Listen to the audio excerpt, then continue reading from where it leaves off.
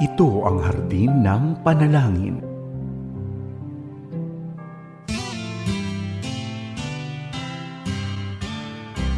May harding mapananalanginan, doon si Jesus naghihintay.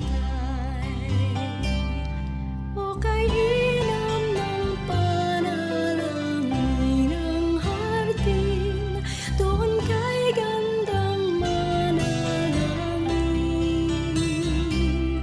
Tayong natulog sa luklukan ng Diyos sa hardin ng pananalangin. Isang pinagpalang Sabado sa iyo, kaagapay. Pabati namin sa iyo ngayong umaga ay pag-asa at pagpapala mula sa ating mabuting Panginoon. Welcome sa programang Hardin ng Panalangin. Ialay natin sa Panginoon ang unang bahagi ng ating araw upang manalangin at mag-aral ng kanyang mga salita. Kaagapay, makakasama mo ako sa kalahating oras ng prayer and devotion. Ako po si Pastor Ronald Llobrera. Kami po ay sumasa inyo mula rito sa One Corporate Center sa Ortigas, Pasig. Hatid pa rin ng 702 DZS FEBC Radio TV Agapay ng Sambayanan. We are also broadcasting sa Facebook Live at YouTube ng DZAS.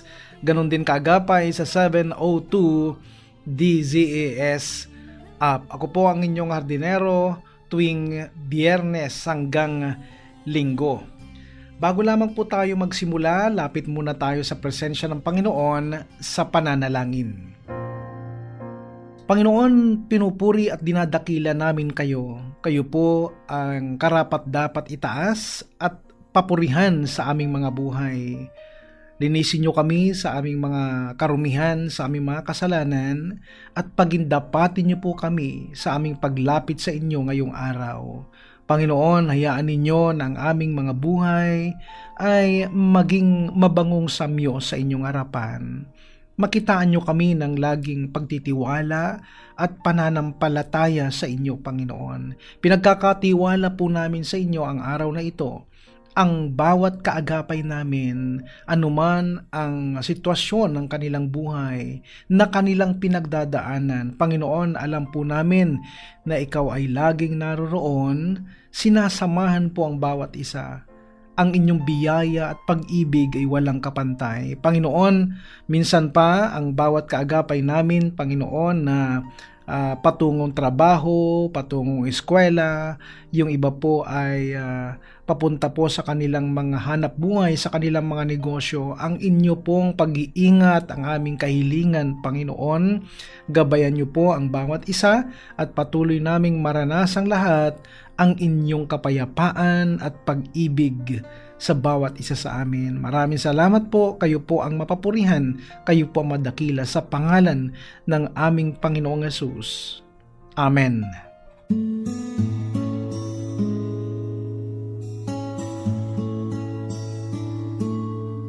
Napapakinggan pa rin ang programang Hardin ng Panalangin. Ako po si Pastor Ronald Llobrera. Upang mas maging mabiyaya ang ating prayer time, kaagapay, maaari mong i-comment o ipadala ang iyong prayer request o mga panalangin kahilingan sa amin sa pamamagitan ng pag-comment dyan po sa ibaba. At masaya po kami dito sa Hardin ng Panalangin na maisama lagi sa panalangin ang inyong mga ipinapadalang mensahe o panalangin kahilingan.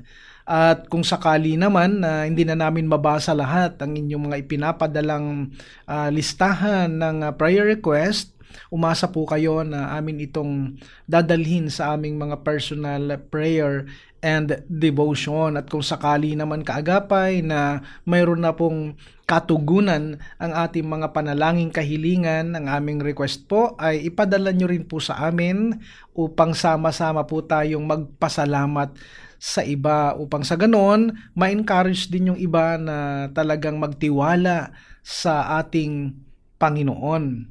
para sa ating pag-aaral ng salita ng Diyos sa araw na ito kaagapay, halika't pagbulay-bulayan natin ito ng mayroong bukas na kaisipan at bukas na puso. Ang sabi po sa Lucas, kabanatang 10 sa mga talatang 17 hanggang 20, ito po ang mga nakasaad. Masayang-masayang bumalik ang 72. Iniulat nila, Panginoon, kahit po ang mga demonyo ay napapasunod namin dahil sa kapangyarihan ng inyong pangalan. Sinabi sa kanila ni Jesus, nakita kong parang kidlat na nahulog si Satanas mula sa langit. Binigyan ko kayo ng kapangyarihang tapakan ang mga ahas at mga alakdan at daigin ang lahat ng kapangyarihan ng kaaway at walang makakapanakit sa inyo. Ngunit magalak kayo, hindi dahil sa napapasunod ninyo ang masasamang espiritu, kundi dahil nakatala sa langit ang inyong mga pangalan. Kagapay ang isang malapit na ilustrasyon pagdating sa digmaan ay ang mga sundalo. Tama po ba? Ang kanilang estratehiya pagdating sa pakikipaglaban o pakikipagdigma. Maraming mga pagpaplano at paghahanda bago sumabak sa digmaan. Isa na dito ang tamang pwesto at tamang paraan sa kanilang paglusob sa aktwal na labanan. Sa araw na ito kaagapay, ating isa-isahin ang mga bagay na mahalaga pagdating sa ating pakikipagdigma spiritual o sa spiritual na digmaan.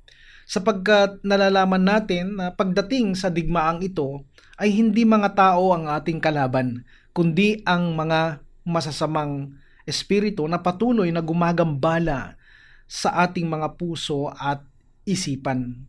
Isa-isahin natin. Una, dapat natin silang kilalanin. Learn to recognize demons. What or who are demons? How do we recognize demonic oppression? What power do demons have? What do demons do to people? How do you recognize a demonized person? Katulad din ito ng pakikipagdigma ng mga sundalo laban sa mga kalaban o terorista. Dapat nating kilalanin kung sino talaga ang ating kalaban. Ang sabi sa 2 Korinto, kabanatang 4, sa mga talatang 3 hanggang 4, kung may talukbong pa ang magandang balitang ipinapahayag namin, ito'y may talukbong lamang sa mga napapahamak.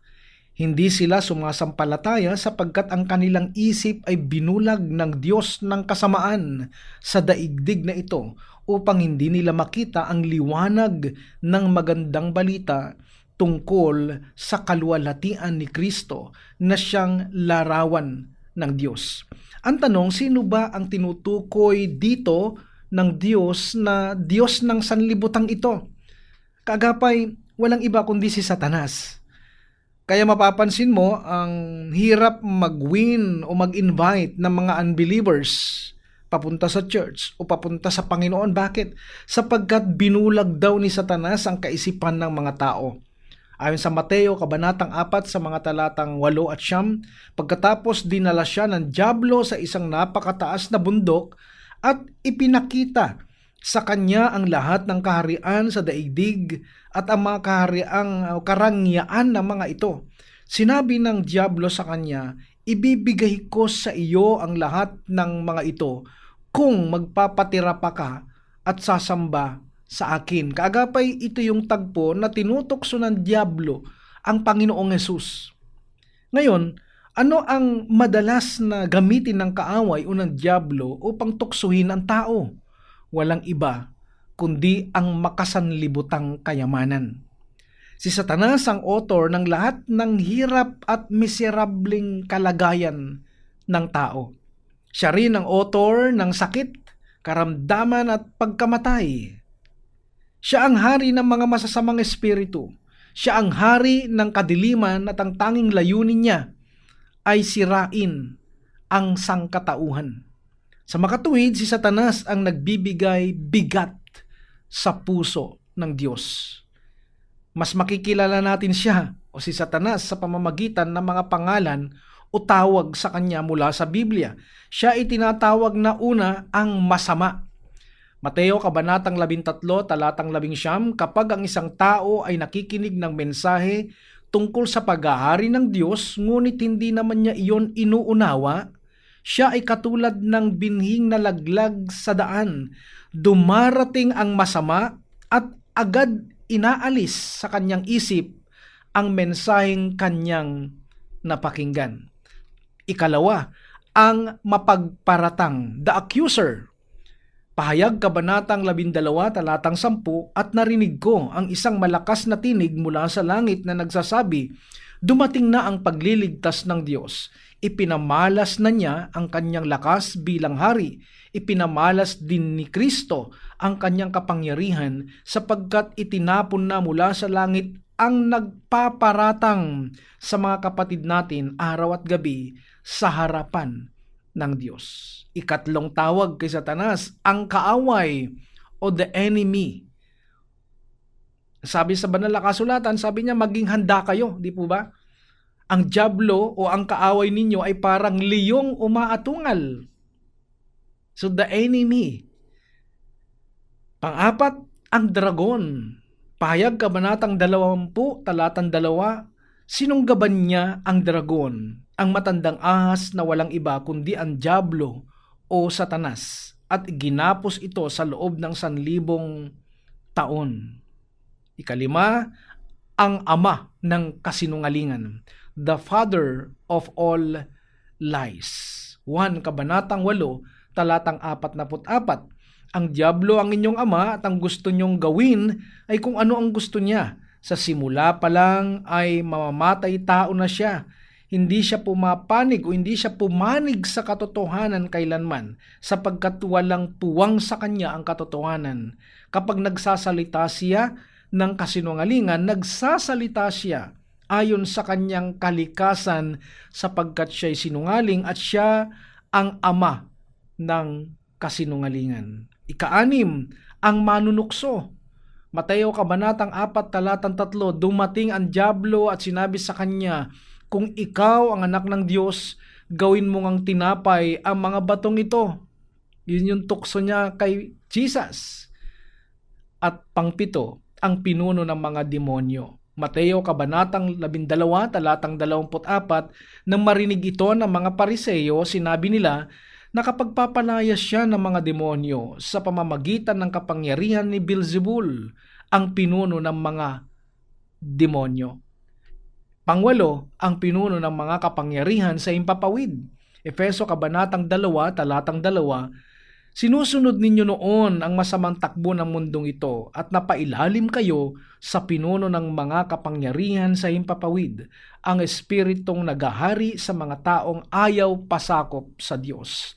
Ika-9, ang pinuno ng sanlibutan. 1 Kabanatang 14, talatang 30, hindi na magtatagal ang pakikipag-usap ko sa inyo dahil dumarating na ang pinuno ng sanlibutan ito, wala siyang kapangyarihan sa akin. Ika-10, ang manglalason ng kaisipan. 2 Korinto Kabanatang 11, talatang 3, ngunit nag-aalala akong baka malason ang inyong isipan at mailayo kayo sa tapat at dalisay na pananampalataya kay Kristo, tulad ni Eva na nalinlang ng ahas. Kaagapay, ito ang pagkakakilanlan sa tinutukoy ng banal na kasulatan na kaaway. Walang iba kundi si Satanas.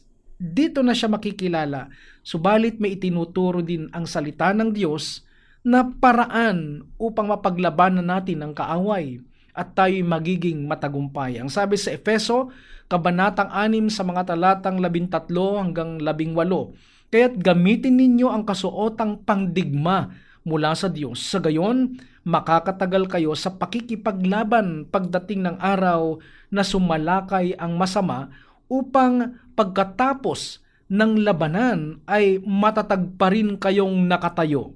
Kaya't maging handa kayo, ibigkis sa inyong baywang ang sinturon ng katotohanan at isuot sa dibdib ang baluti ng katwiran. Isuot ninyo ang sapatos ng pagiging handa sa pangangaral ng magandang balita ng kapayapaan.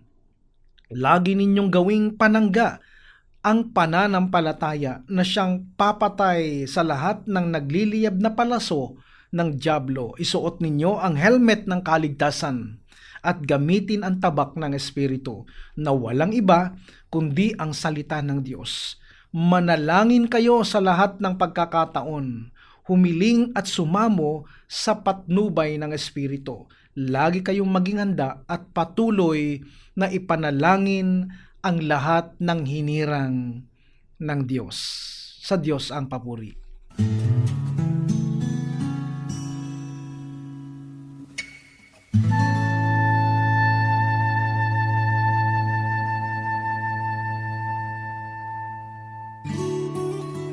Ating ilapit sa Panginoon ang mga kahilingan ng ating mga tagapagtangkilik at mga kaagapay sa ministeryo ng FEBC.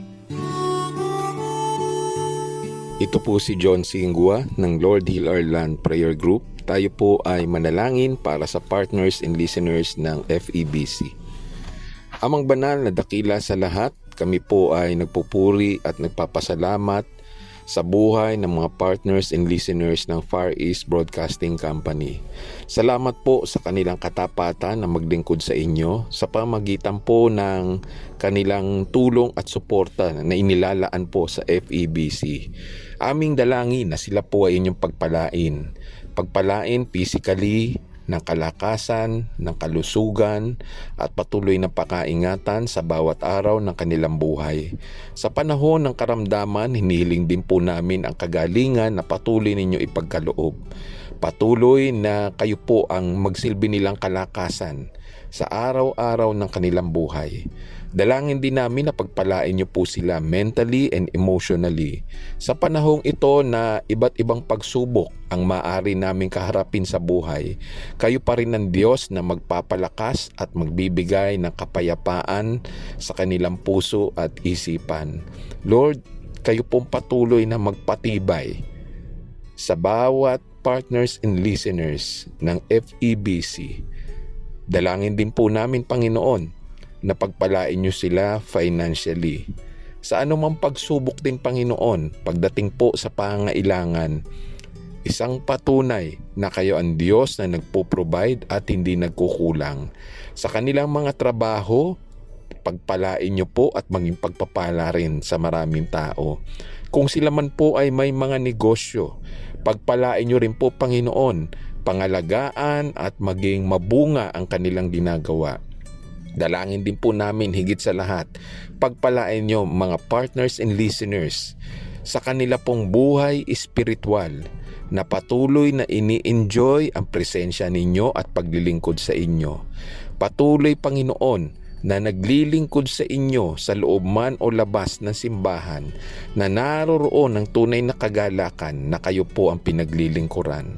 Maraming salamat po sa buhay ng mga partners and listeners. Sa inyo ang papuri at pasasalamat.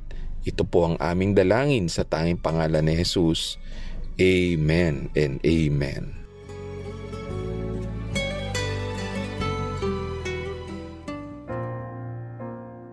Sa sandaling ito, kaagapay, simulan natin ang pagdulog sa Diyos sa pamamagitan ng pananalangin doon sa mga ipinadala ng ating mga kaagapay na panalangin kahilingan. Sama-sama po tayong manalangin.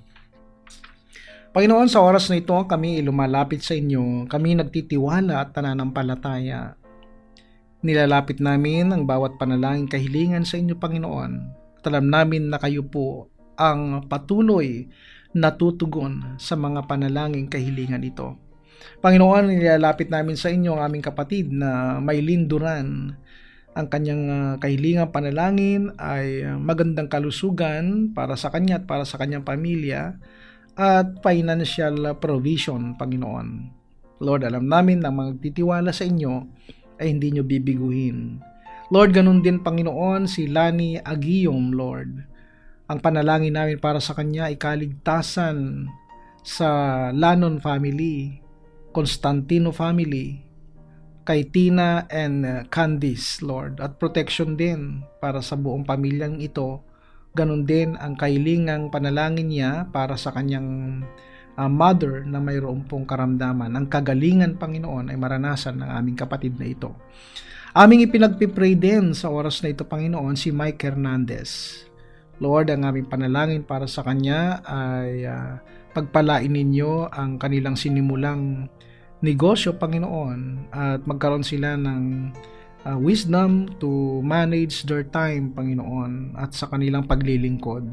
Ganon din sa negosyo, Panginoon, na paglalaanan nila ng panahon. Lord, inilalapit din namin sa inyo sa panalangin si Virgie, Lord, na ang kanyang panalangin ay maging malaya ang kanyang anak sa anumang bisyo, Panginoon. Lord, alam namin na walang imposible sa inyo. I-touch niyo po ang puso ng batang ito, Panginoon. Lord, pinagpe-pray din namin si baby Adriano, Panginoon, na complete healing po para sa kanyang kapatid, Lord, at ang kanyang kuya Omeng Adriano, Panginoon. Ganon din si Cesar, Lord, at ang mga kapatid niya, Panginoon, ang hipag niya na si Teresa Adriano, Carmelita Bolo, Panginoon, at si Flor Adriano. Ganon din si Lynn Mati at mga pamangkin niya, Panginoon. Lord, pagpalain niyo po ang buong angkan na ito, ang buong pamilyang ito, Panginoon. Complete healing and protection para sa kanila. Ganon din kay Ricardo Adriano at Rodman Adriano, Panginoon. Kalakasang espiritual, Lord, ay pagkaloob niyo po sa aming mga kapatid na ito, ang Adriano family. Pinagpe-pray din namin sa oras na ito si Jerry Pagal, Lord. I-bless niyo po yung business nila, Panginoon, at madagdagan po sila ng customers, Panginoon, para sa kanilang negosyo. Amin din pong ipinagpipray, Panginoon, ang kalakasan, Panginoon, at kagalingan ng ang kapatid ng isa naming kamanggagawa na si Kenneth Rosquillo, Panginoon. Pagpalain niyo po at pagalingin ang anumang karamdaman na kanyang nararanasan sa oras pong ito. Ganon din po si Rainier de la Peña, Panginoon. Ang kanyang kahilingan, Lord, ay para sa kanyang cardio complete healing. Walang mahirap sa inyo, Panginoon. At amin din pong pinagpipray ang aming kapatid na Sister Esther, Lord, kagalingan, Panginoon, sa kanyang kapatid na Sister Hermie, Lord.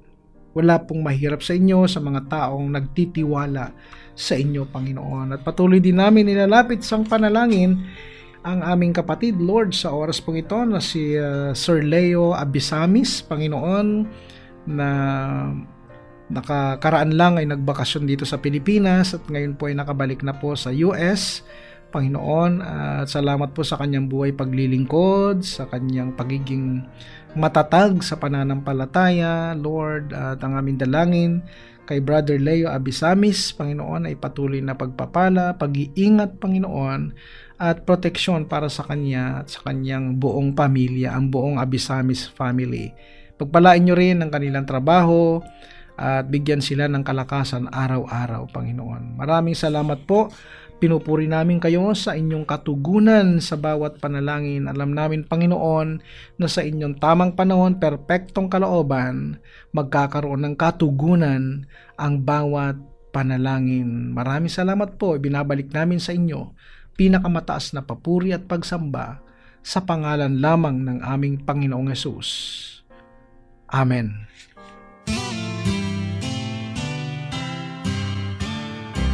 May harding mapanana. Mga kaagapay, magkarinigan muli tayo mula Biyernes hanggang Linggo sa radyo, online at dito sa Channel 185 ng Signal Cable. Ito'y sa pakikipagtulungan ng GCTV.